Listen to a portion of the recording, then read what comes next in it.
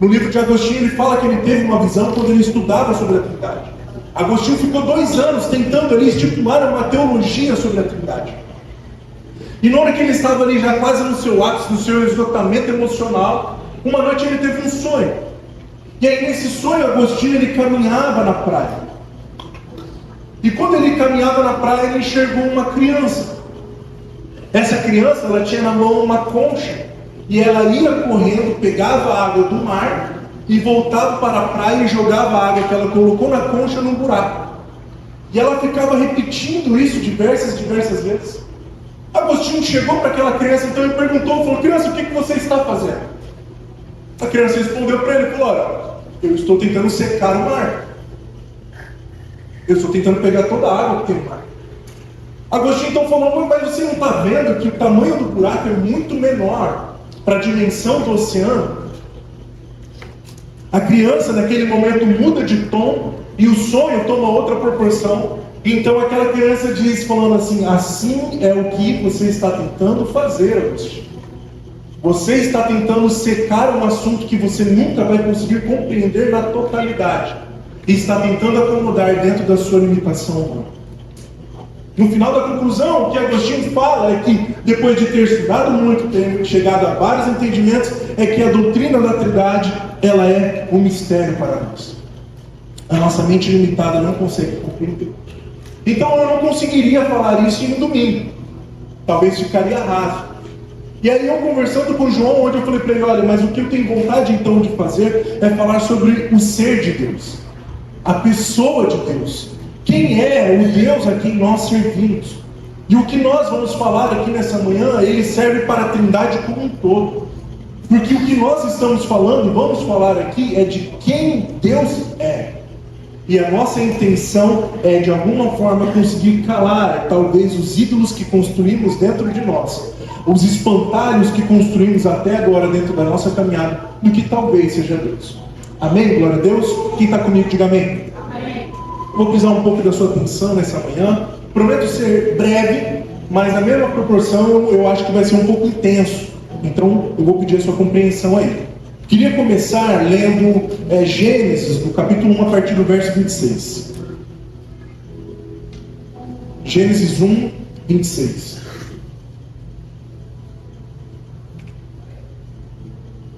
Quem está com uma Bíblia, abre ela aí. É muito bom nós termos a Bíblia ainda de papel, porque cansamos de falar já também tudo.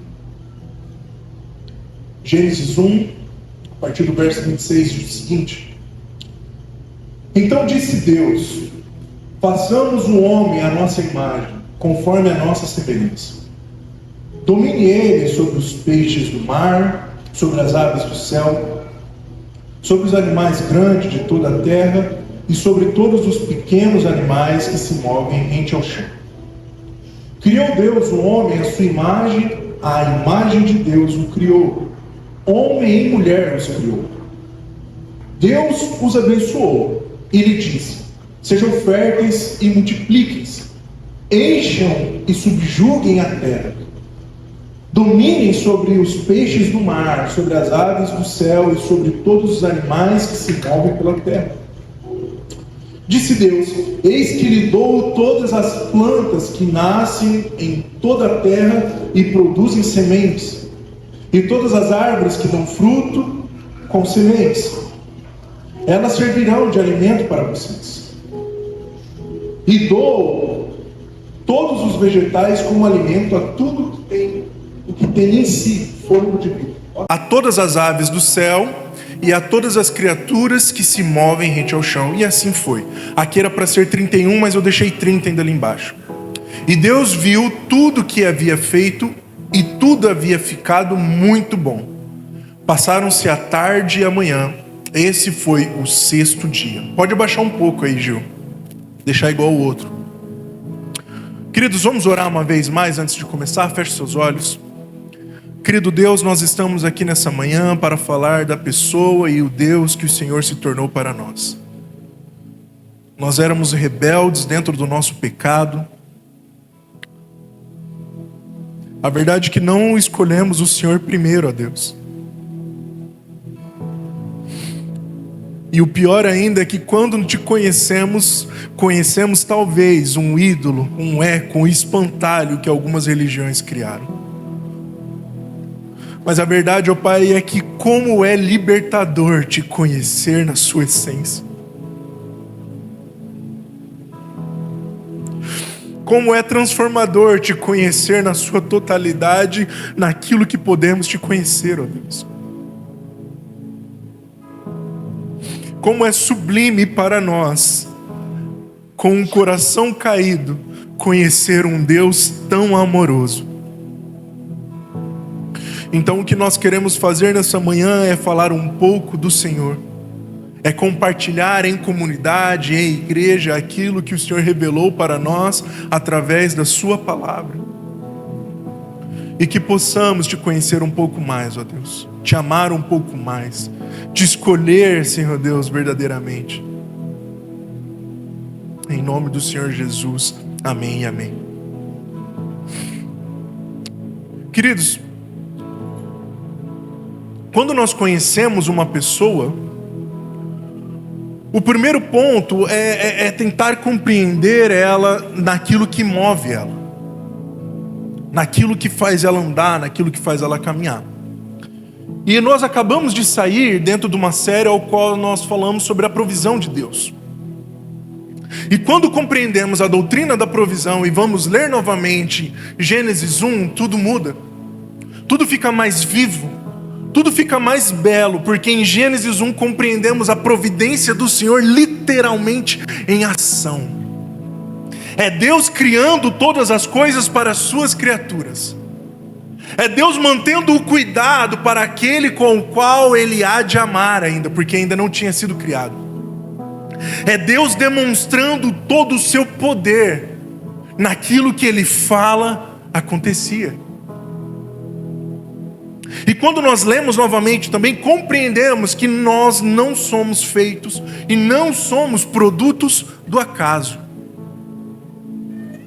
Isso que talvez é uma verdade dentro da nossa geração, nesse período pós-moderno ao qual nós vivemos, aonde que a incerteza, aonde que talvez os medos do futuro seja forte, aonde que talvez nós não nos conheçamos de forma devida, aonde que nós temos crianças, adolescentes de 10, 12, 14 anos, aonde que já tem crises de identidade, não sabendo o que são.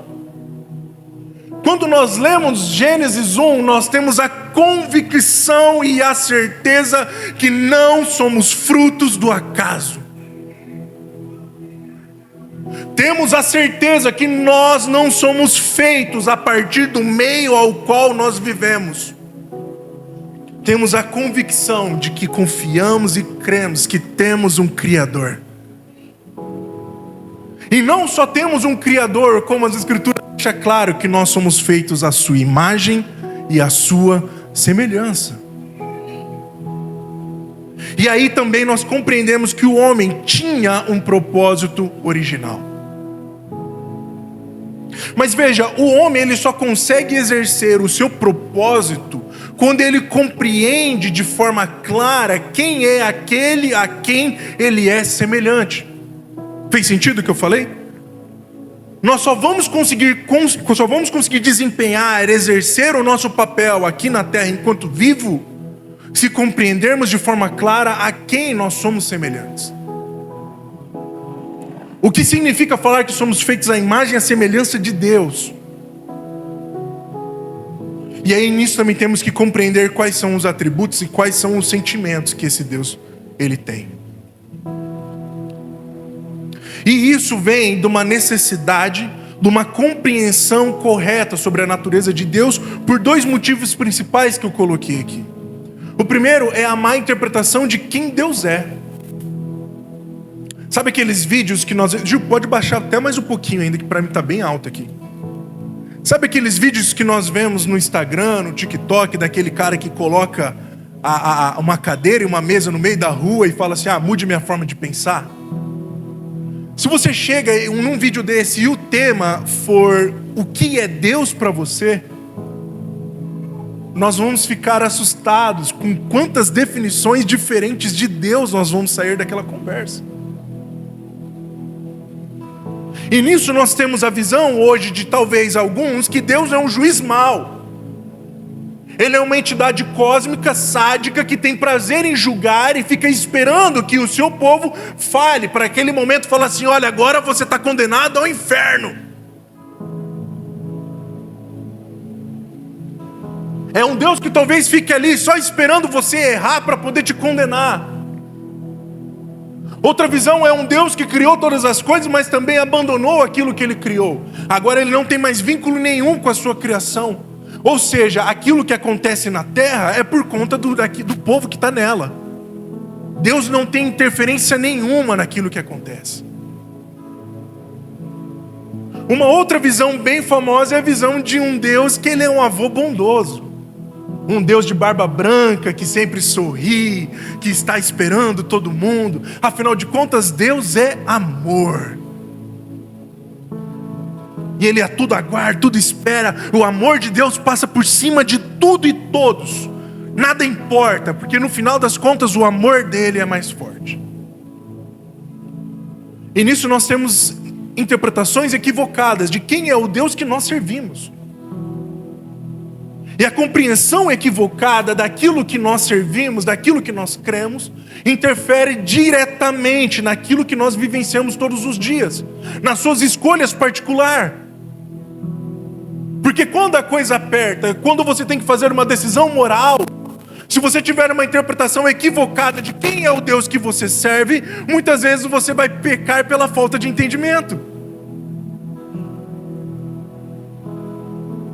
Muitas vezes você vai dizer para você mesmo que, afinal de contas, Deus me entende. E o segundo ponto é a aceitação de ecos sobre a pessoa de Deus. Ou seja, aquilo que as pessoas construíram dentro da própria cabeça delas, nós recebemos e adotamos como verdade. E aí, se vamos para núcleos polarizados, acabamos recebendo aquilo que eles têm como a imagem de Deus. E absorvemos achando que aquilo é o Deus verdadeiro.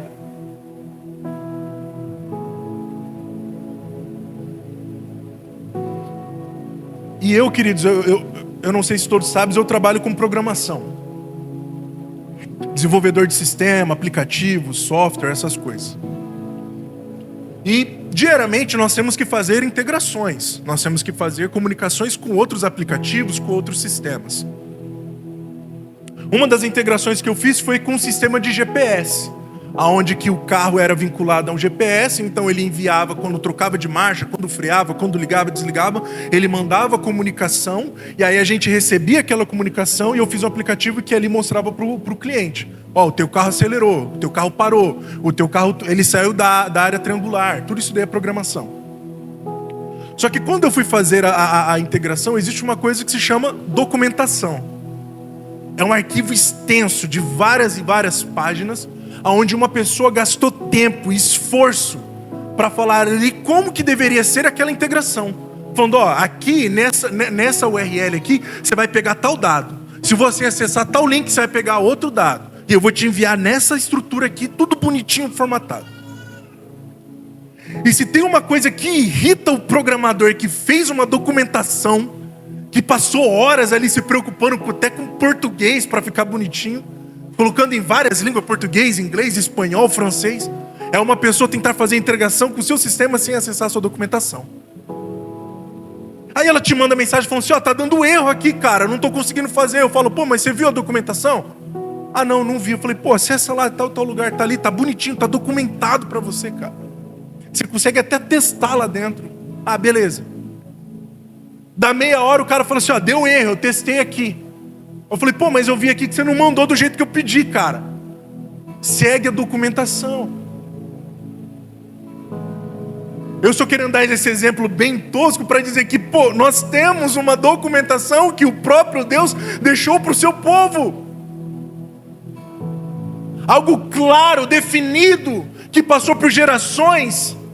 Um livro que muitos chamam de um livro de sangue justamente pela quantidade de pessoas que morreram para chegar até os nossos dias. E aqui eu não vou cometer uma bibliolatria falando, olha, a Bíblia na sua casa está juntando poeira, irmão. Está em pecado. Não é esse ponto. O ponto é, nós temos um manual, nós temos uma escritura ao qual esse Deus, que nunca vamos conseguir compreender na sua totalidade, deu testemunho dele mesmo, antes por palavra e depois através do seu Filho, que se fez carne nessa criação. E as pessoas que andavam com ele também deu testemunha do Messias. Mas não utilizamos essa documentação, não utilizamos a Bíblia como ela deveria.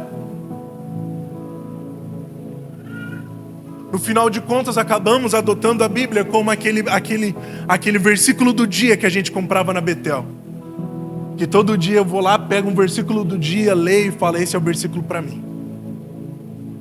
Se eu tenho um probleminha, eu vou lá, vamos ver o que a Bíblia fala aqui. Deixa eu pegar um versículo isolado, vamos tirar a sorte. O que Deus tem para falar para mim? Aí o cara tem um azar de cair quando fala que Deus se arrependeu de ter criado o homem. Acabou o mundo dele, cara. Não utilizamos ela como deveríamos. E queridos, aqui eu não estou fazendo nenhum tipo de demagogia para falar que você tem que ser acadêmico, tem que ler muito. Não é isso, pelo amor de Deus. Está fazendo sentido o que eu estou falando? Eu estou falando do mínimo. Se uma pessoa, eu tenho que conhecer a ela, e ela deixou um documento explicando tudo aquilo que a agrada, tudo aquilo que a desagrada, aquilo que ela espera, aquilo que ela fez, e eu não leio, eu vou pela testemunha dos outros, eu vou pelo aquilo que os outros construíram de Deus. E a pergunta que fica ao final de tudo isso que eu falei é: para que Deus que você e eu estamos orando todas as noites?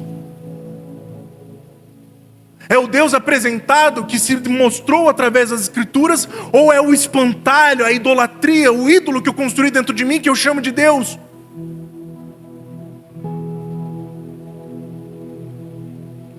Então veja, essa é a necessidade de compreendermos um pouco mais claro quem é a pessoa de Deus.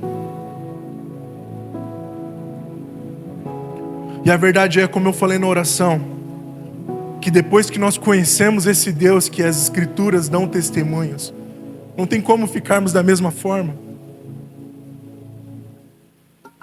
Não tem como ficarmos do mesmo jeito. Não tem como continuarmos sem esperança no futuro. Quando lemos o testemunho que esse Deus deu através das Escrituras, compreendemos porque Ele é chamado de bom Pai. Conseguimos compreender o quão amoroso um Deus pode ser.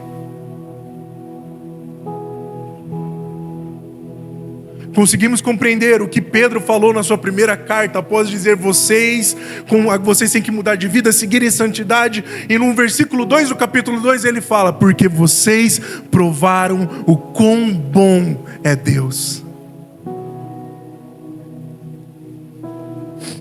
Então nós temos que ter essa compreensão clara da pessoa dele. Em Êxodo 3, a partir do verso 11, diz o seguinte: Moisés, porém, respondeu a Deus: quem sou eu para apresentar-me ao faraó e tirar os israelitas do Egito? Deus afirmou: eu estarei com você. Esta é a prova de que sou eu quem o envia. Quando você tirar o povo do Egito, vocês prestarão culto a Deus nesse monte. Moisés perguntou: quando eu chegar diante dos israelitas e lhe disser: o Deus dos seus antepassados me enviou a vocês, e eles me perguntarem: qual é o nome dele? Que lhes direi? Deus disse a Moisés: eu sou o que sou. E isto que você dirá aos israelitas: eu sou, me enviou a vocês. O primeiro passo para conhecer uma pessoa é saber o nome dela. E dentro da nossa cultura se perdeu o significado de colocar um nome numa pessoa por conta daquilo que o nome significa. Quando apresentamos uma criança aqui na casa, sempre tentamos trazer o significado daquele nome. E se olhamos o Antigo Testamento, os nomes eles eram muito fortes naquilo que as pessoas desempenhavam. Adão significa terra. Está falando propriamente dito daquilo, a matéria ao qual o primeiro homem foi criado, do solo, do pó. Eva significa vida, ou seja, viver. Alguns traduzem como mãe da vida, mãe da terra, enfim, nesse sentido. Caim significa ferreiro, ou seja, a linhagem que começou através de Caim. Davi significa feliz, alegre. Temos vários significados em nome no Antigo Testamento, e nos nossos dias se perdeu. O meu nome é mesmo Rafael, e a gente falava muito, né, antigamente, Jeová Rafá, o Deus que cura. Rafael significa justamente isso, né, essa questão de curar. E aí eu olho para a minha vida, a pessoa que mais precisa de cura sou eu. Como que o meu nome é ressignificado na presença de Jesus? Como que a nossa identidade é transformada a partir do momento que conhecemos esse Deus ao qual nós servimos? Então, quando Deus ele vai se apresentar e falar o seu nome, ele fala, eu sou. E aqui nós poderíamos fazer várias e várias interpretações sobre isso. Mas o que tem que ficar claro no primeiro momento é o que significa a primeira parte da resposta dele para Moisés. Deus está falando para Moisés no primeiro momento que ele é o que ele é. Ele vai ser o que ele quiser ser. Eu sou o que sou, Moisés. É Deus falando para Moisés, olha, não tente me enquadrar em nomes de Deus pagão como você está conhecendo. Não tente me limitar, Moisés, dentro do entendimento terreno do que é uma divindade. Eu estou acima disso, porque afinal de contas, eu sou o que sou. Não tem ninguém igual a mim, Moisés. Quando te perguntarem, então, quem te enviou, você vai falar, aquele que a tudo pode, porque no final das contas, ele é o que ele é. É Deus deixando claro para Moisés que nada e ninguém pode limitar a pessoa de Deus. Ele é o que ele é. Ele é a definição máxima do que é o ser. Ele é a precisão perfeita de plenitude, a tal ponto que a única forma de definir a pessoa de Deus em um nome é declarar que ele é o que ele é. Não temos um comparativo para a pessoa de Deus. Não existe palavra criada para descrever essa pessoa. Robert Coover, ele vai falar nas afirmações, eu sou o que sou, e no meu nome, o Senhor, que é falado lá em Êxodo 6:3, e Yahvé, que são essas palavras, essas letrinhas que já vimos em alguns lugares, ou Yahvé na tradução depois, lá dos Massorete que veio, lá depois de 20 depois de Cristo, que eles colocaram as vogais. O nome não pronunciado pelos judeus é a autoafirmação de Deus. A palavra hebraica que os estudiosos presumem ter sido uma forma anterior para o eu sou, é Yahvé, convertida para a terceira pessoa do singular masculino. Olha que complicado, né? A mesma palavra, em uma presumida forma arcaica do hebraico, se torna Yahvé, que significa ele é ou ele será. Então, se entendermos também nessa parte de Êxodo, ele falando eu sou o que sou, ou eu serei o que serei, é Deus falando para Moisés, falando, eu vou me tornar o Deus de vocês. Eu serei o que tiver que ser, Moisés. Eu darei um nome ao qual vocês podem clamar. Eu darei um símbolo que para vocês servirá como aliança. Eu sou o que sou, eu serei o que serei, Moisés. Mas veja, a palavra traduzida por eu sou não pretende meramente conectar duas partes de uma frase nominal. Um exemplo que ele dá como Maria é uma menina. Não é eu juntando com sou, mas é uma afirmação sobre a existência dele. Está fazendo sentido o que eu estou falando? O eu sou é muito além daquilo que uma simples tradução do que o humano pode compreender.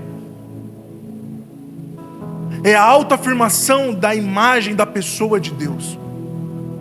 Quem é Deus em nossa vida? Ele é o que é.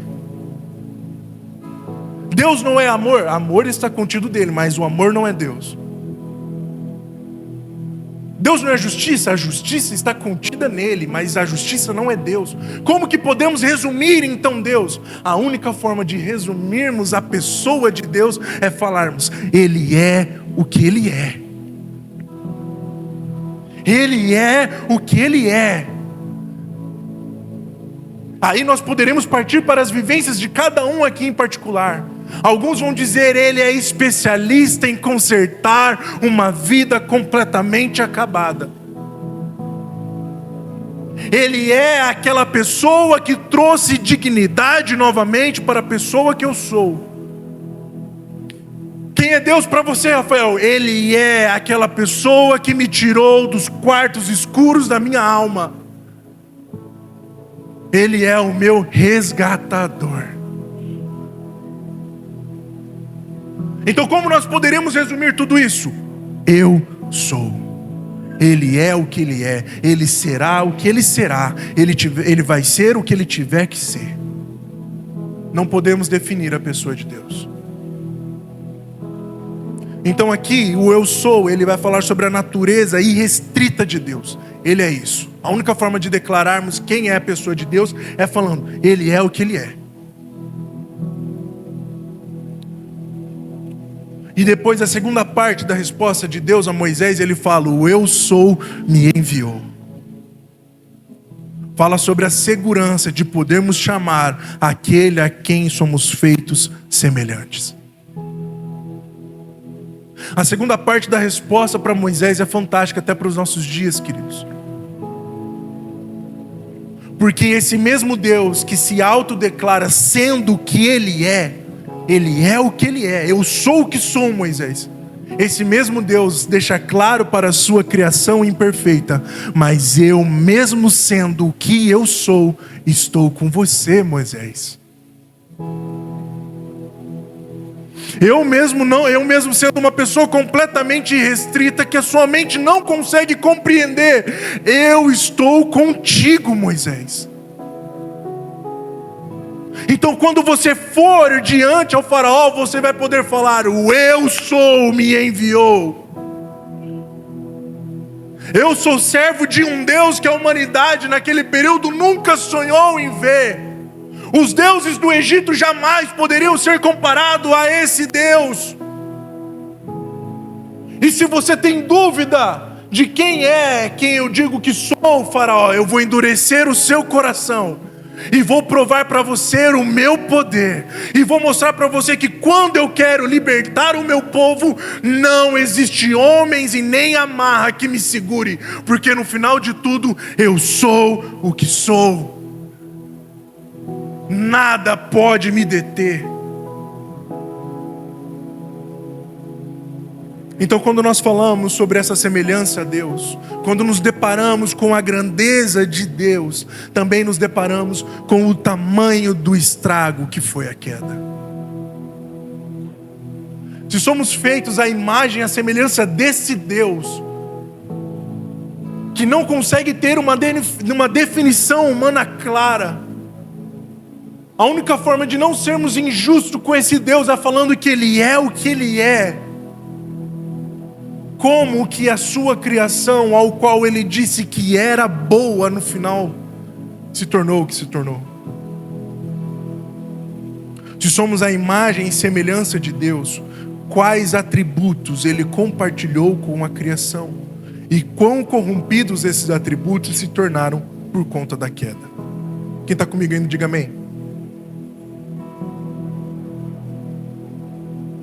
Quero caminhar já para a segunda parte, também já para o encerramento. Culver ele ainda vai falar: os atributos são qualidades permanentes intrínsecas, que não podem ser adquiridas e nem perdidas. Isso faz parte da pessoa de Deus, de quem Ele é. Ele não pode perder, porque faz parte de quem Ele é na sua essência. Assim, a santidade não é nesse sentido um atributo, uma característica permanente e inseparável de Adão, mas é de Deus, porque afinal de contas nós somos feitos à imagem e à semelhança. Deus compartilhou aquilo que Ele tem com a sua criação, E a partir do momento que o homem caiu, ele perdeu ou se rompeu alguns desses atributos. Os atributos de Deus são dimensões essenciais e inerentes à sua natureza. Quando, então, falamos da incompreensibilidade de Deus, não queremos com isso dizer que há um ser ou essência desconhecidos além ou por trás dos seus atributos. Confuso isso? O que ele está querendo dizer é o seguinte: quando falamos que a mente humana não consegue compreender a Deus, não estamos falando que talvez nos últimos tempos vamos conhecer um Deus diferente daquilo que as Escrituras estão falando. Pelo contrário, o que ele está falando é: esses atributos dizem diretamente com a pessoa de Deus, mas não diz respeito à sua totalidade como um todo. Antes queremos dizer que não conhecemos a sua qualidade ou a sua natureza de modo completo e exaustivo. Conhecemos Deus somente na medida em que Ele se revelou. Então vamos lá para Êxodo 15:11, que diz o seguinte: quem entre os deuses é semelhante a ti? Quem entre os deuses é semelhante a ti, Senhor? Quem é semelhante a ti, majestoso em santidade, terrível em feitos gloriosos, autor de maravilhas? Pois assim diz o alto e sublime, que vive para sempre, cujo nome é santo. Habito no lugar alto e santo, mas habito também com o contrito e humilde de espírito, para dar novo ânimo ao espírito do humilde e novo alento ao coração do contrito. Então o primeiro atributo que nós conhecemos das Escrituras, que nós podemos falar aqui, é a santidade de Deus. O Deus que nós servimos, Ele é santo, queridos. E aqui nós não podemos fazer meio termo. Deus, Ele é santo. No primeiro grau, essa santidade quer dizer que Ele é separado de toda a criação. Deus está num trono sublime, mais alto de qualquer outro lugar. Ele é santo. E no segundo ponto, vai falar que a sua santidade o torna o perfeito. Se tem uma coisa que Deus odeia, é o pecado. E parece que ficou uma pregação diferente quando falamos de pecado nos nossos dias. Quase não se fala mais do peso do pecado. Quase não se fala mais da preocupação que nós temos de viver uma vida em santidade, uma vida de retidão diante a Deus. Porque, como eu falei, estamos vivendo tempos onde que cada um tem a sua própria compreensão de quem é Deus, mas desprezamos que a santidade faz parte de quem Ele é, e Ele odeia o pecado. Ele não compactua, Ele não consegue viver com aquilo que é pecaminoso. E se pararmos para ler a documentação, a Bíblia que Ele deixou para o seu povo, isso fica claro a cada página que lemos. Deus não tem prazer no pecado, pois a sua natureza é santa.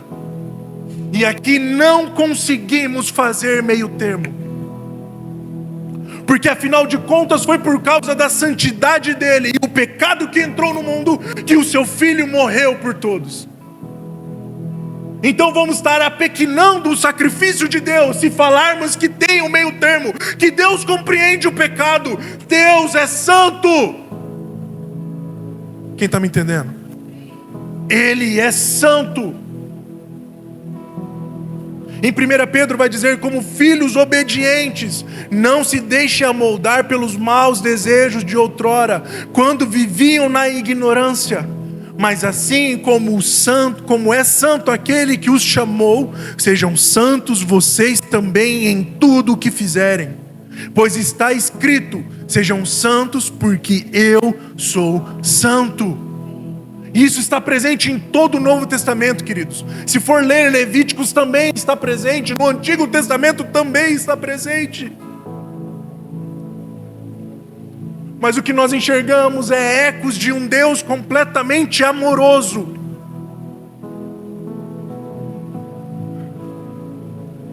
Que resume a essência de Deus nesse sentimento.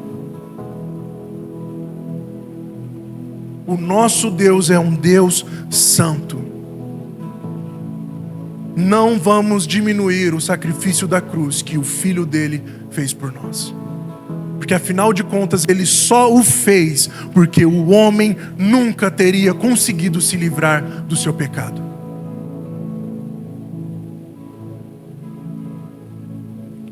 A santidade compartilhada com a criação é um requisito de comunhão com o Criador. Pois ele não é apenas perfeito, ou seja, santo, como também odeia o pecado. Todo atributo comunicado da parte de Deus é concedido para que a comunhão com Ele aconteça. Não existe comunhão com o Senhor sem santidade. E veja, eu não sei que se talvez essas falas que eu estou falando está caindo dentro do seu entendimento, que talvez eu esteja falando de uma santidade moral. Entende o que eu estou querendo dizer? Não é só isso que eu estou tentando falar. Claro que eu estou falando de uma santidade em relação a não pecar, mas sabemos que isso é impossível ao homem. Mas também estou falando de uma santidade enquanto vivência.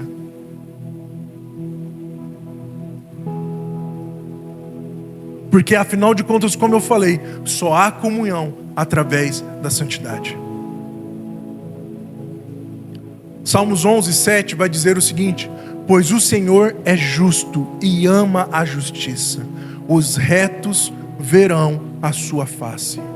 A justiça de Deus é a manifestação da sua santidade. Se podemos tentar entender o que é a santidade desse Deus de forma aplicada, é conseguirmos compreender o que é a justiça dele.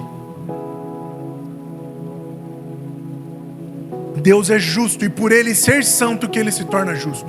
Ele não pode ir contra a sua própria santidade.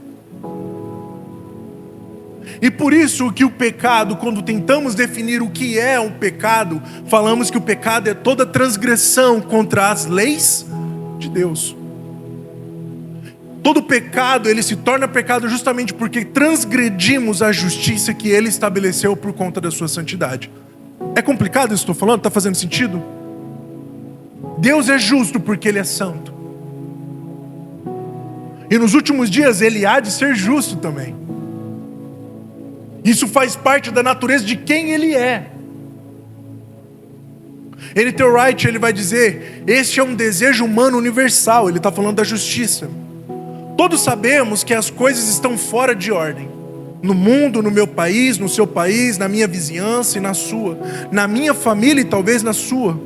Em outras palavras, o instinto de justiça é profundo. Você não precisa ter mestrado em ética filosófica para saber do que se trata. É um senso humano universal de que isso não está certo. É preciso fazer algo para consertá-lo.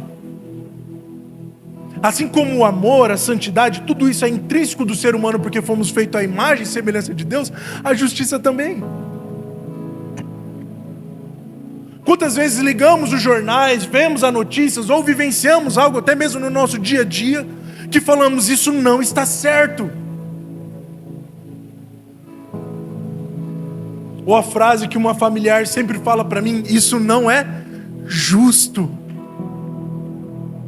Não é justo que isso esteja acontecendo, não é certo que isso esteja acontecendo.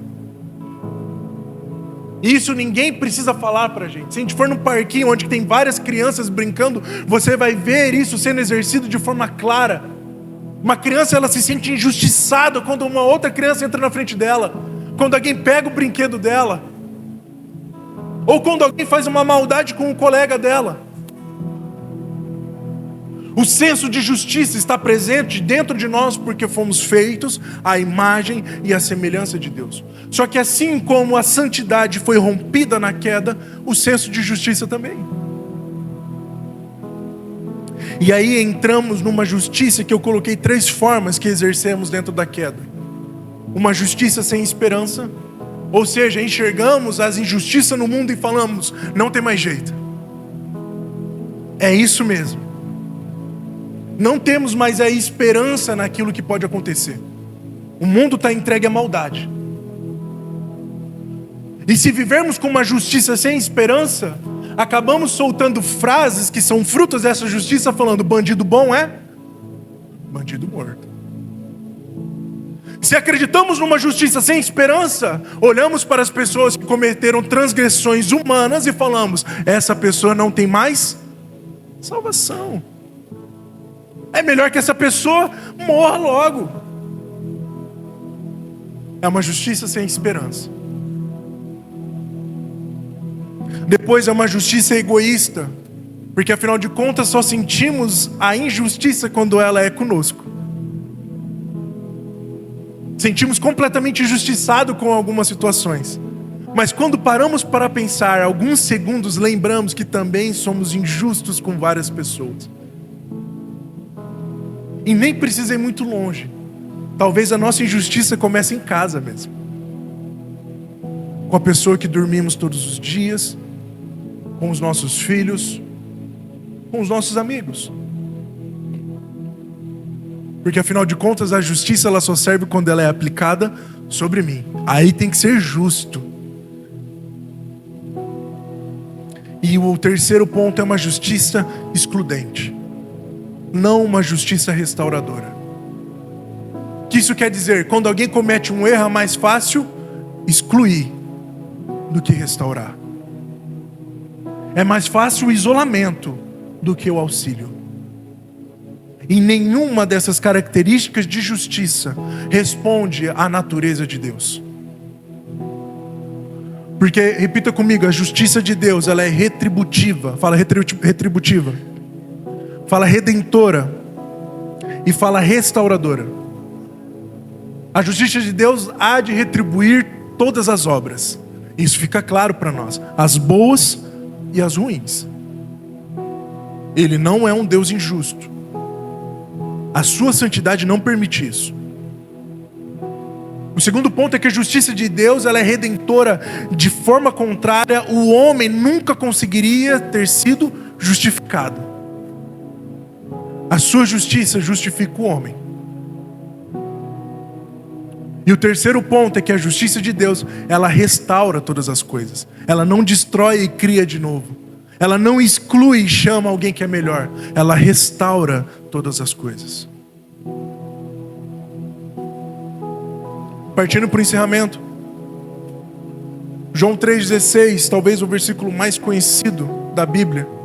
Porque Deus amou o mundo de tal maneira que deu o seu Filho unigênito, para que todo que nele crê não pereça, mas tenha a vida eterna.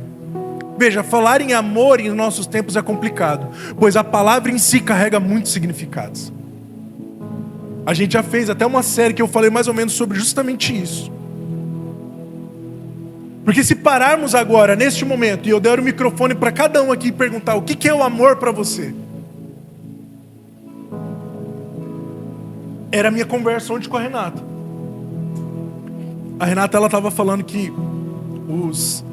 não tem como conhecer todo mundo na totalidade, né? Aí eu falei, caraca, você não me conhece? Ela falou assim, na totalidade eu acho que não. Aí eu falei assim, mas eu confio em você. Ela falou, o que uma coisa tem a ver com a outra? Eu falei, você só deposita confiança em quem você conhece, ué. Eu te conheço, eu confio em você e deposito minha confiança. Pra mim é normal isso daí. Ela falou, eu também confio em você. Aí eu falei, não, mentira, você não confia não, porque você falou que não me conhece. Como que você vai confiar em alguém que você não conhece? Ela falou, não, eu confio. Aí eu falei bem assim, você confia em mim na mesma proporção que você confiava quando a gente começou a namorar? Ela estava fazendo a unha e ficou quieta lá, né? Aí eu falei, confia ou não confia? Ela falou, não, é diferente. Eu falei, é justamente isso que eu estou tentando dizer. Você só deposita a sua confiança em quem que você conhece.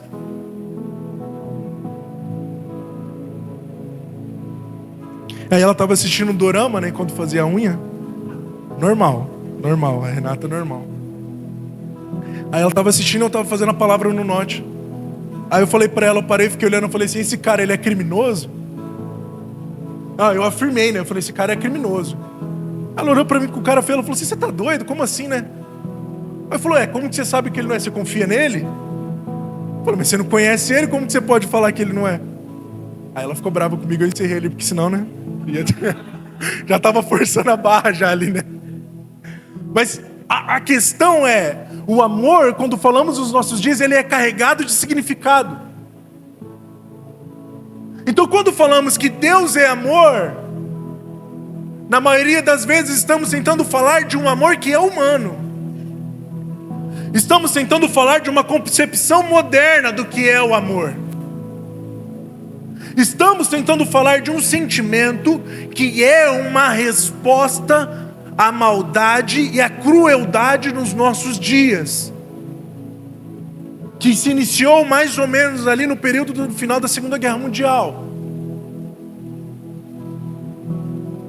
É amor, não guerra. Paz e amor. Uma percepção de tranquilidade vinculada à paz quando nós falamos em amor.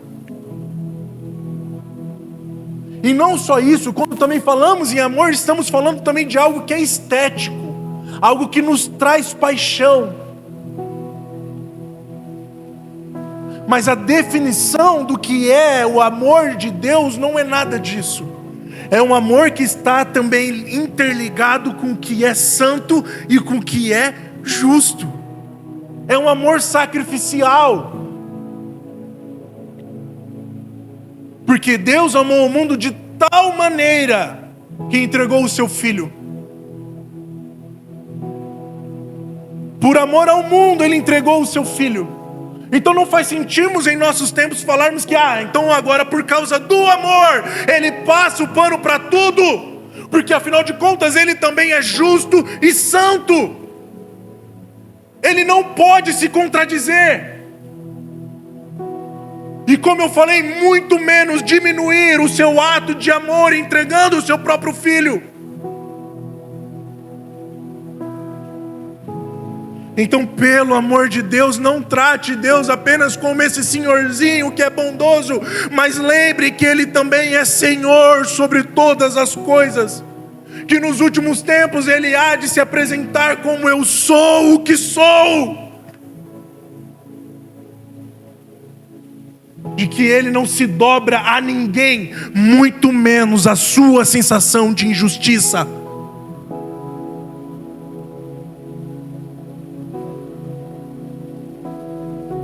Quando as pessoas falam que Deus é amor, tendem a ter a visão de que o amor é um sentimento predominante em Deus, de forma que excluem todo o restante do ser que Ele é. Eu fiz essa imagem aqui mais ou menos para tentar representar. É como se falasse que o amor está ali, tá vinculando, passando, orbitando toda a pessoa de Deus. De que Deus age sempre nesse sentimento. É uma mentira? Não é. Nunca nos esqueçamos que o nosso Deus é um Deus amoroso. Que nunca se perca o peso de João 3,16 dentro de nós. E aí Ele coloca a justiça e santidade dentro. Como se falasse que o amor de Deus é algo mais sublime. Quando na verdade, se podemos falar de uma forma correta, é falar que Deus, Ele é santo, tem santidade, é justo e é amoroso.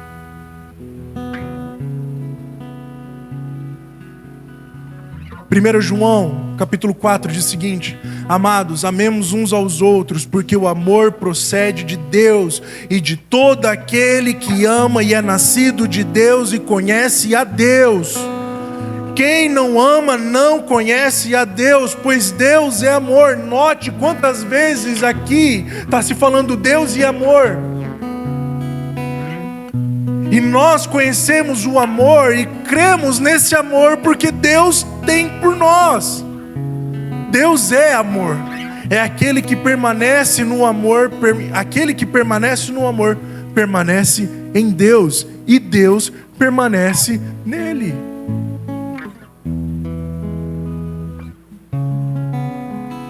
Então está tudo interligado. A santidade com justiça e amor. É necessário isso para termos comunhão com Deus e comunhão uns com os outros. E nesse sentido, Deus, Ele é benevolente para com aqueles que Ele ama.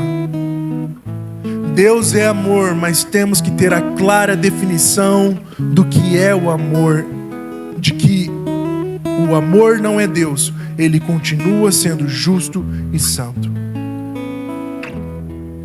Eu quero encerrar lendo esses salmos, esses versos. Como o Pai tem compaixão de seus filhos, assim o Senhor tem compaixão dos que o temem. Pois Ele sabe do que somos formados. Lembra-se de que somos pó. Portanto, em Hebreus agora, visto que temos um grande sumo sacerdote que adentrou os céus, Jesus, o Filho de Deus, apeguemo-nos com toda a firmeza à fé que professamos.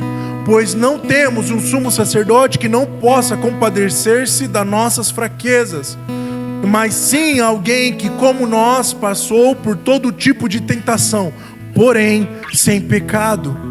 Assim sendo, aproximemo-nos do trono da graça com toda confiança, a fim de recebermos misericórdia e encontrarmos graça que nos ajude no momento de necessidade.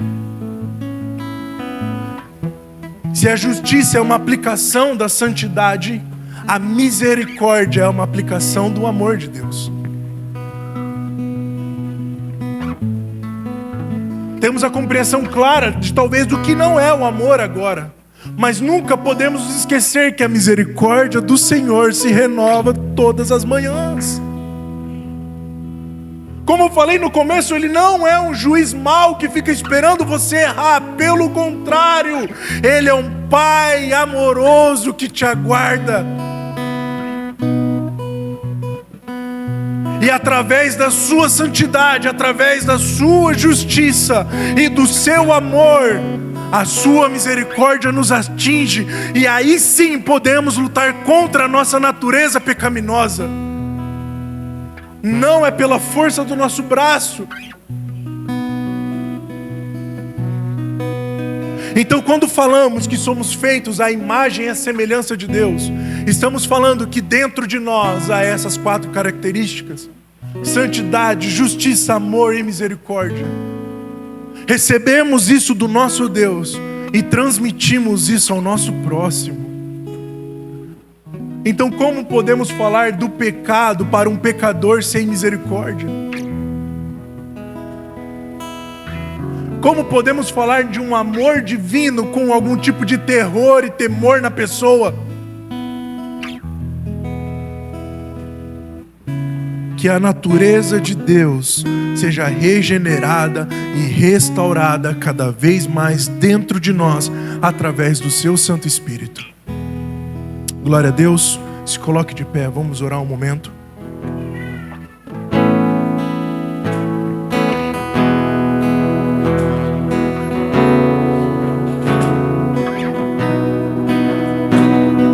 Você não é obra do acaso, muito menos um saco de erros. Você foi feito à imagem e semelhança de Deus. E o relacionamento que Ele tem com você é em santidade, justiça, amor e misericórdia. Que esses atributos falem mais alto dentro de nós e que possamos comunicar com Deus e com as pessoas da mesma forma. Vamos orar um momento, feche seus olhos.